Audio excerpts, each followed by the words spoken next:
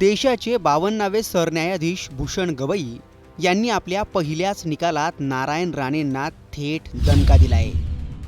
सरन्यायाधीशांच्या खुर्चीवर बसून त्यांनी दिलेला पहिलाच निकाल नारायण राणेंची डोकेदुखी वाढवणारा ठरणार आहे। सरन्यायाधीश पदाची शपथ घेतल्यापासून भूषण गवई चर्चेत आहेत। त्यांचे याआधीचेही अनेक धडाकेबाज निर्णय चर्चेचा विषय ठरत आहेत।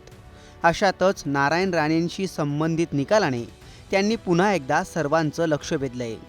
यावरून भूषण गवई यांच्या निकालाने नारायण राणेंना नेमका काय धक्का बसला, कोण आहेत भूषण गवई आणि आतापर्यंत त्यांनी कोणकोणत्या ऐतिहासिक खटल्यांचे निकाल दिलेत, याचाच सविस्तर आढावा या व्हिडिओतून घेणार आहोत।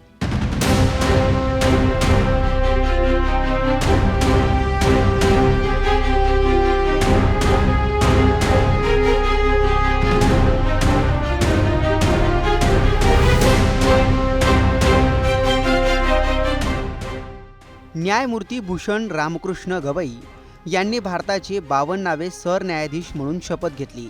राष्ट्रपती द्रौपदी मुर्मू यांनी गवई यांना सरन्यायाधीश पदाची शपथ दिली।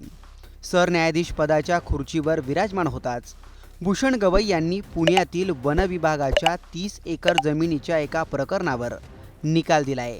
तब्बल 27 वर्षांपूर्वीच्या या प्रकरणात नारायण राणे यांनी घेतलेला निर्णय रद्द करण्यात आलाय। पुण्यातील शेकडो कोटी रुपयांच्या 30 एकर जमिनीचा वाद प्रलंबित होता। त्यावेळी नारायण राणे महसूल मंत्री होते। वन विभागाची ती 30 एकर जमीन बिल्डरला देण्याचे अधिकार नारायण राणेंनी स्वतःकडे राखून ठेवले होते। नारायण राणे यांनी घेतलेला तोच निर्णय भूषण गवई यांनी रद्द केलाय आणि त्या जमिनीचा अधिकार पुन्हा एकदा वन विभागाकडे सुपूर्द केलाय। इतकंच नाही तर वन विभागाची ही 30 एकर जमीन म्हणजे मंत्री, प्रशासकीय अधिकारी आणि खासगी बिल्डरसोबत कशी मिलीभगत करतात याचं ढळढळीत उदाहरण असल्याचे ताशेरही त्यांनी यावेळी ओढलेत। भूषण गवई यांच्यासह 3 न्यायाधीशांच्या खंडपीठाने हा निकाल दिलाय। त्याचबरोबर वन विभागाच्या जमिनी हडप केल्या आहेत का याची चौकशी करण्याचे आदेशही देण्यात आलेत। भूषण गवईंचा हाच निकाल नारायण राणेंसाठी धक्का मानला जातोय। आता नेमकं भूषण गवई आहेत तरी कोण, त्यांनी कोणकोणते महत्त्वाचे निकाल दिलेत ते पाहूयात। न्यायमूर्ती भूषण गवई यांच्या कुटुंबाचा राजकारणाशी जवळचा संबंध आहे। त्यांचे वडील रामकृष्ण सूर्यबान गवई हे भारतातील सुप्रसिद्ध नेत्यांपैकी एक होते। लोक त्यांना प्रेमाने दादासाहेब या नावाने ओळखायचे। रामकृष्ण सूर्यबान गवई त्या काळातील प्रमुख दलित नेत्यांपैकी एक होते। रामकृष्ण गवई यांनी 2006 ते 2011 दरम्यान बिहार, सिक्कीम आणि केरळचे राज्यपाल म्हणूनही काम पाहिलंय।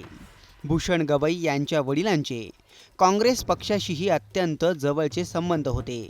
जवळपास 40 वर्षांपेक्षा जास्त काळ रामकृष्ण सूर्यबान गवई काँग्रेस पक्षाशी जोडले गेले होते। काँग्रेसच्या पाठिंब्यावर ते संसद सदस्य आणि विधिमंडळ सदस्यही राहिलेत। आता भूषण गवई यांनी घेतलेल्या निर्णयांबद्दल जाणून घेऊयात। शिंदेंनी शिवसेनेत बंडखोरी केली, यामुळे शिवसेनेत 2 गट निर्माण झाले। त्यावेळी राज्यपालांकडून बहुमत चाचणी घेण्याचं आवाहन करण्यात आलं होतं, पण त्यापूर्वीच उद्धव ठाकरेंनी आपल्या मुख्यमंत्रीपदाचा राजीनामा दिला। त्याविरुद्ध न्यायालयात याचिकाही दाखल करण्यात आली। याचीच सुनावणी घेणाऱ्या खंडपीठात न्यायमूर्ती भूषण गवई यांचा समावेश होता।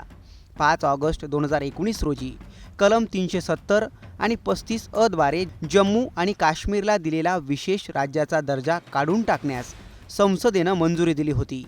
या निर्णयाविरुद्ध सर्वोच्च न्यायालयात याचिका दाखल करण्यात आली।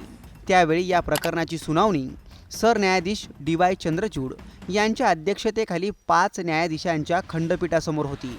त्यापैकी एक भूषण रामकृष्ण गवई होते। 2024 मध्ये सर्वोच्च न्यायालयाने कायद्याच्या योग्य प्रक्रियेचे पालन न करता मनमानी बुलडोजर कारवाईला अराजकता म्हटलं होतं।